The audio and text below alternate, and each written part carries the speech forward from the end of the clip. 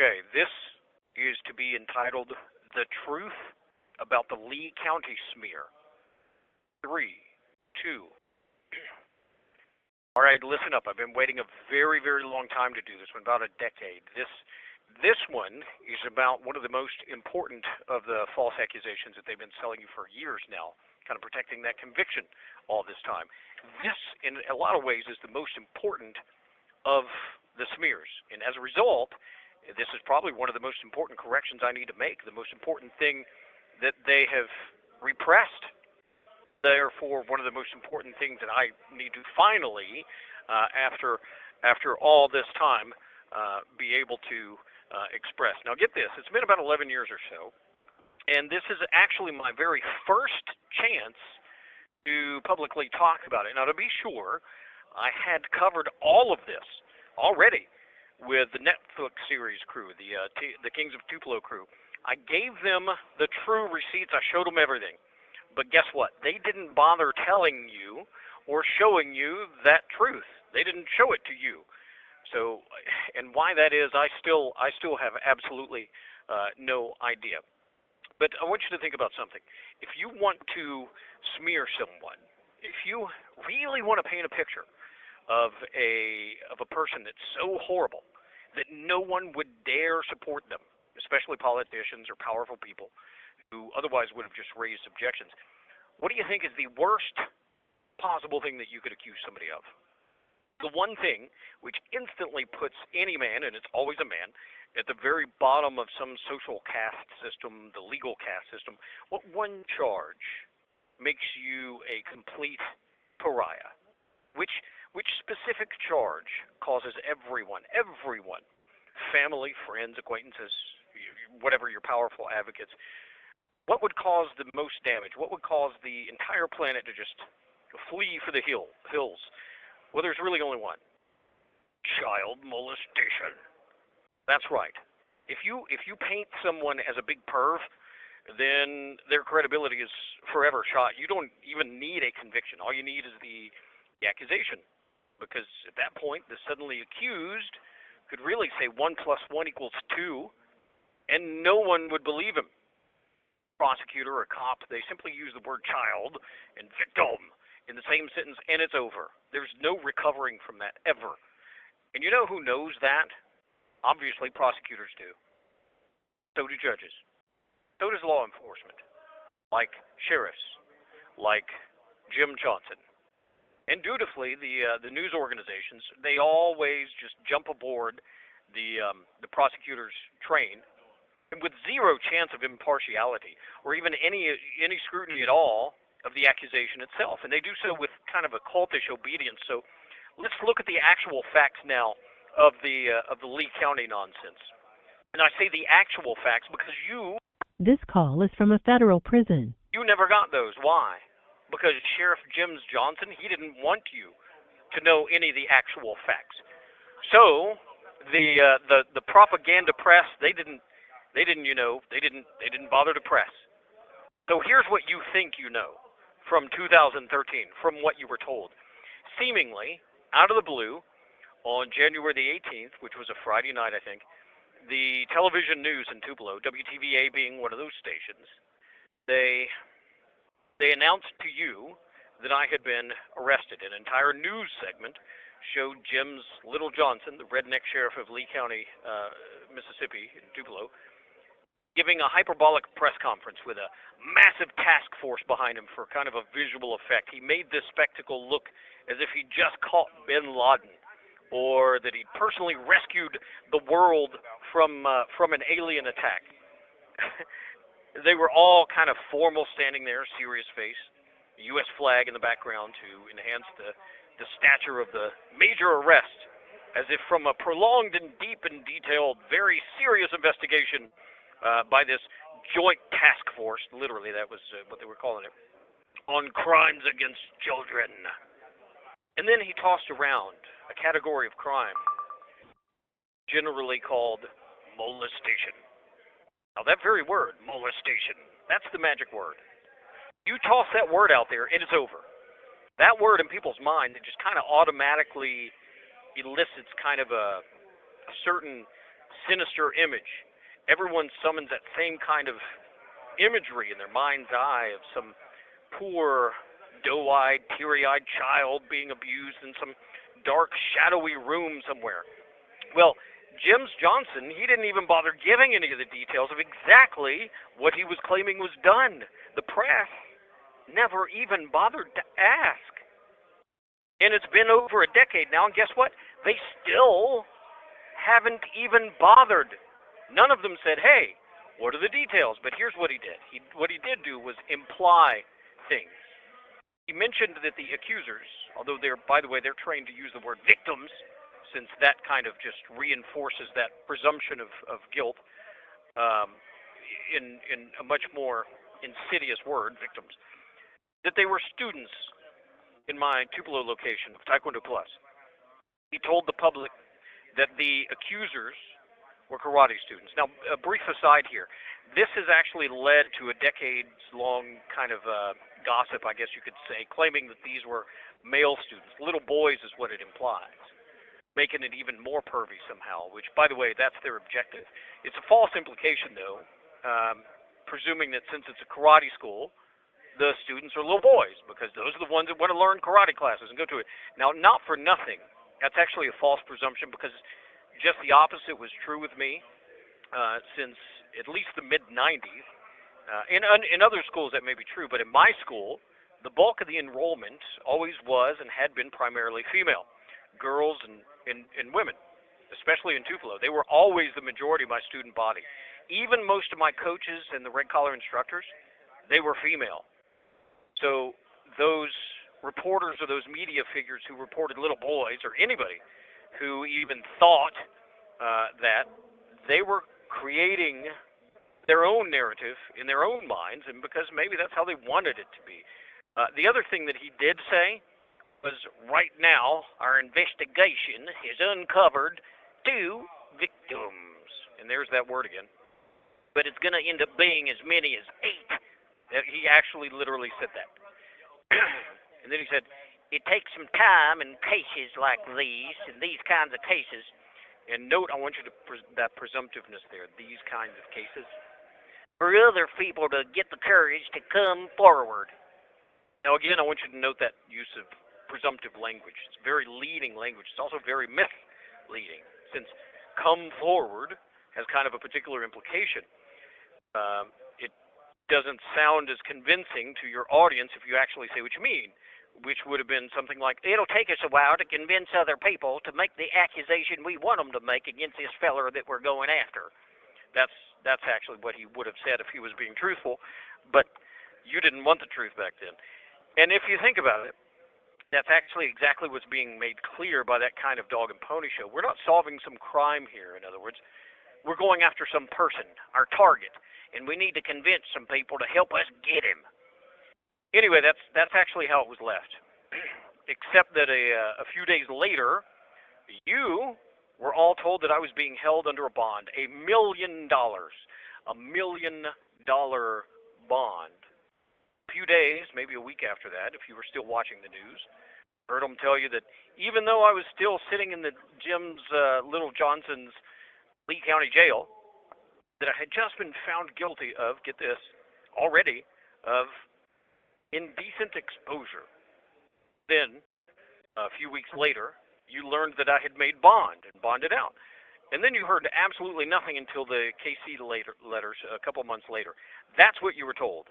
That's you were told in 2013. And for some sad reason, most of you didn't even bother asking any real questions at all. And it's very sad. Very sad. No details ever. Nothing. But that's because you didn't ask. Well, here's what you didn't know. Here's what you don't know. Because you, and when I say you, I want you to note my accusatory finger kind of pointed straight at the press and the media. You didn't bother finding out, even though it's your responsibility. Or the public didn't bother, because nobody told you. No one informed you. So they only let you believe that presumptuous nonsense that they had fed you from the beginning. Plus, to tell you any different, to tell you the complete truth, would actually be an admission that they, that is the press, they co-signed the lie from the beginning. And that's pretty much what they almost always do with James Little Johnson. Now, first of all, I want you to note that This call is from a federal prison. earlier I said, quote, a category of crimes called molestation, which, by the way, isn't its own thing, though, again, that magic word was really all you probably needed. That magic word kind of completes the smear. But the actual specific charge, which was learned from the bond detention hearing and the indictment, is actually what's called, quote, fondling. Now, that word, too, the fondling, that also brings with it, it also kind of elicits a specific kind of injury, of image in your head, an imagery. Tell me if I'm wrong here. But when you hear fondling, you naturally think of some pervy guy feeling up or touching some poor doe-eyed innocent, which is a silly word to use, I think, child in her no-no zone or his no-no zone, touching their private parts. And then you think of some friendly cop, it has to be a woman, a female, holding up a doll to a little girl saying, hey, can you point to where the mean man touched you? That's the kind of imagery which fondling dredges up, isn't it? It's a word which itself implies a little bit more detail, I think. But, of course, that is the problem, the implying of it. That's not how the actual law actually works. To be legal, there must be a specific allegation as to how some statute, in this case the fondling statute, there must be some specific details as to how that law was violated. In order to be legal, it must be spelled out, those details, in the charging document itself, not in some investigative notes, not in a report on television, but in the court's actual documents, in the arrest affidavit and in the indictment. Otherwise, it's not legal. So let me ask you, especially since we're considering molestation, the worst of the worst of the worst of accusations, let me ask you, what are the details? Seriously, exactly what was being alleged? Go ahead, tell me. Tell me the specifics. The specifics of how that molestation law was violated. Define the specific behavior which fits the, quote, fondling statute. Go ahead. Oh, wait, you can't? That's because you don't know them. You don't know the details. You've never even asked. If you're going to make an accusation, especially that one, then you better damn well have some details, don't you think? Otherwise, exactly what is it that someone is being accused of? How can any defense prepare a case against an accusation which does not allege specific behavior or time or day or means of anything? Well, you can't. There is no defense. There is no, if there's no accusation ever spelled out, is there? If the details are never defined. But you didn't know that because you didn't bother to find out. Well, guess what? Don't worry. I didn't know either. Shocking, yes, and it should be. I didn't know exactly what was being alleged, and I'm the one that was being served with the papers. The fondling statute and the statutory language was in the arrest warrant and in the indictment and then the statutory language as it was written, like in 1976 or 83 or something, but in the indictment, not a single detail, nothing. The indictment was blank. What exactly was it that I was being accused of? I had absolutely no idea. No one else did either. The indictment, with the statutory language listed, was blank. That's what I'm telling you. And none of you noticed? Have none of you noticed that? Seriously, did no one notice that you can't find a single detail anywhere, no newspaper, no nothing, anywhere, outlining exactly what Dutschke did to be called, quote-unquote, molestation? None of you noticed that? That language from 1983 or whenever it was written, the statute, the language of the listed statute itself, that should guide you as to what you're looking for. So tell me, what exactly is it that Dutschke was being accused of actually doing? Oh, you can't find it? Well, go ahead, try to search. Search. The reason that you can't find it is because it doesn't exist. The indictment is blank. By the way, even the U.S. Supreme Court has said that that's not constitutional. An accusing document, according to law, I hate to be geeky about this, but it must be specific. This indictment is not only vague, which means not constitutional, but it's completely blank. So it literally alleges nothing, which actually meets the required elements of the listed statute. It is blank. So I've never even seen anything like that before. So why? Why did they leave it blank? Why did they not allege in the indictment, which is where it's supposed to be, some specific behavior? Why didn't they allege something? Well, because they couldn't. And that's part of the reason that this case was falling apart, even at the time, because they had absolutely nothing to allege. That's why it fell to pieces. It was because there was no way they could ever take it to trial, and they knew that I was insistent upon that. That's why there was $1 million bond to keep me legally crippled in Jim's Little Johnson's jail, unable to prepare any kind of a trial defense. That subject, and let me tell you something else you didn't know on that subject.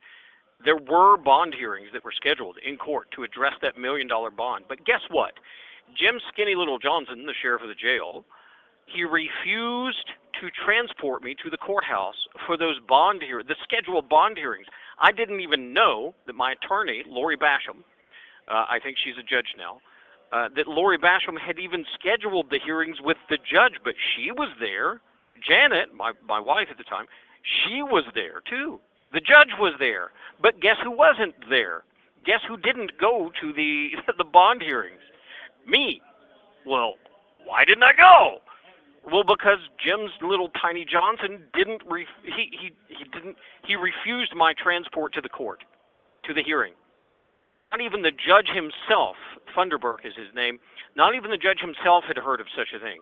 That's some very serious malevolence right there. That's very serious moxie. The judge, I assume it was Funderburk, he said, bring Dutschke to this scheduled bond hearing, and James Johnson said, no. That's weaponization, but you didn't know that, did you? Because they didn't report that part in the news, did they? So you didn't know. But that actually exemplifies, with that skinny little dried up foreskin of a man, James Little Johnson, exemplifies that it was never about following the law, or it was never about solving some crime. It was about him versus me. And here's another thing that you didn't know. And these, by the way, these are all factual things. These are This call is from a federal prison. History here. Here's another thing that you didn't know, along those same lines. The esteemed sheriff of Lee County, the officer of the law, he called every single bail bondsman in Lee County, and he informed them, every single one of them, do not bond Dutschke out. Don't. If you do, then your bonding privileges at this jail is going to be canceled. Well, guess what? As a result of that, every single bondsman, and we know this because we knew several bondsmen, and they confirmed this. Every single bondsman in Lee County was afraid to even consider writing my bail bond, specifically because of James Little Johnson's intimidations. His intention was actually to keep me in that jail indefinitely. He said so. He had no qualms about saying that until at least the federal operation hit. His intention was to ensure that I could not defend myself at all. In fact, he actually went so far as to prevent me from meeting, get this is also no joke, to prevent me from meeting with my attorney, Lori Basham, as well. She tried to coordinate meetings with me, her client, but he would not even send a jailer to come open my cell pod door.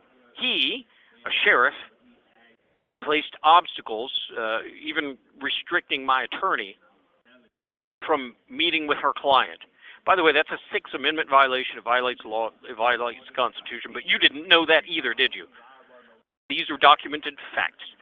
The prisoners from another pod, here's what happened. The prisoners from another pod were watching the news one night, and they sent me the message over that apparently the court had, quote-unquote, lowered my charge earlier that day. This was news to me because I hadn't even gone to court that day, so I was confused, and I asked them, well, what are you talking about? And that's when I was informed by those guys in that pod who had been watching the TV news that night that I had been found guilty of indecent exposure by a judge that day, which is bizarre because I still had absolutely no idea. As it turns out, what happened was I was found guilty in absentia of a charge for which I had never even been arrested at a court date that I never even knew I was supposed to be at and wasn't transported to. But you didn't know that, did you? Listen, if you here's how it works. If you don't show up for your court date, guess what? The court finds you guilty. It's called guilty in absentia. But why didn't you show up then, Dusky? The answer is simple. It's two parts. Number one, I didn't know that I was scheduled to be in any court. And number two, Jim's little tiny Johnson didn't transport me to the courthouse. That's what actually happened. But for over a decade now, the media has actually claimed that I was found guilty in 2013 following an arrest in 2012 for indecent exposure. That is completely untrue. That's false. Despite what their story about this, by the way, it still keeps changing. There never was any such arrest in 2012, not for indecent exposure or any other reason. I was never arrested in 2012. That is yet another media falsehood that the press could easily have debunked. Just simply show the record. There isn't one. They could have easily checked on that, but they didn't bother. They just decided to report lies to you.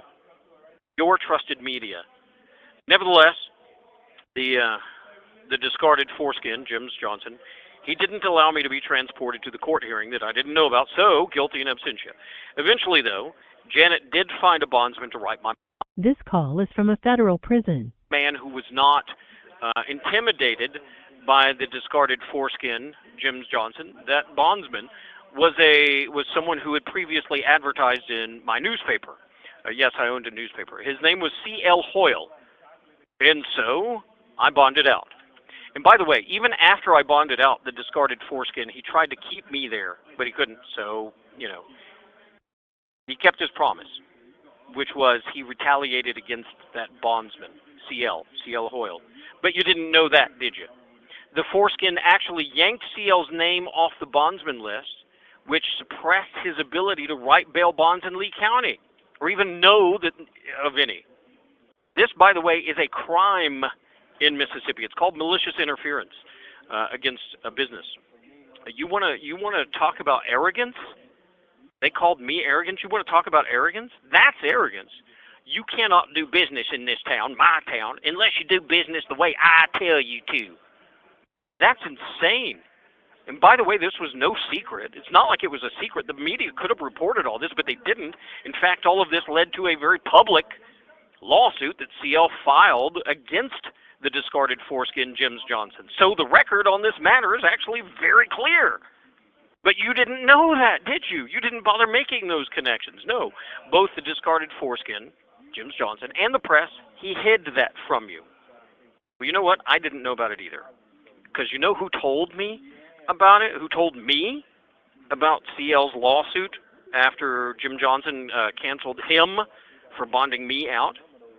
The person who told me was McLean Way, the director of the Kings of Tupelo. He even interviewed CL about that right there in Tupelo. But for some reason, none of that made it into the Netflix series. Even though they knew all about it, they didn't bother telling you what they had uncovered. I don't understand why, but that's a fact. But that's not all. You know who else sued the discarded foreskin Jim Johnson? A man named Ricky Thompson. By the way, that's Judge Ricky Thompson. You know who that is? That's the same 2013 judge who Jim Johnson had coerced into ensuring my bond amount would be set at $1 million. Well, guess what Judge Ricky Thompson's lawsuit against Jim Johnson was about? And by the way, after I made bond, that lawsuit was about Jim Johnson, the foreskin of sheriff of Lee County, refusing to transport prisoners to court. Thompson's court. You can't make this stuff up.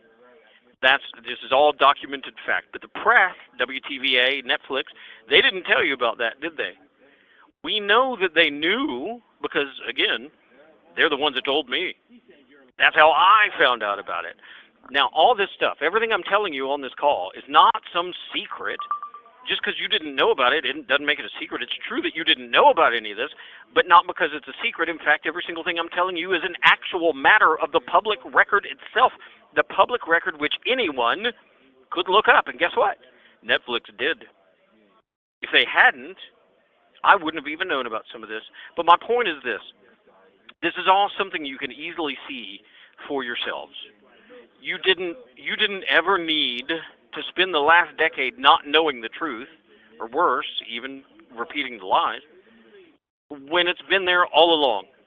And I'm not the one who wrote an indictment or an arrest document, which was blank, by the way, which alleges nothing. I'm not at fault for this. I didn't make a blank indictment that literally does not allege a single damn thing, which violates the listed statute because, you know, it's blank. I didn't do that. The Lee County prosecution machine did. And in 2013, Jim's Little Johnson was the head of it.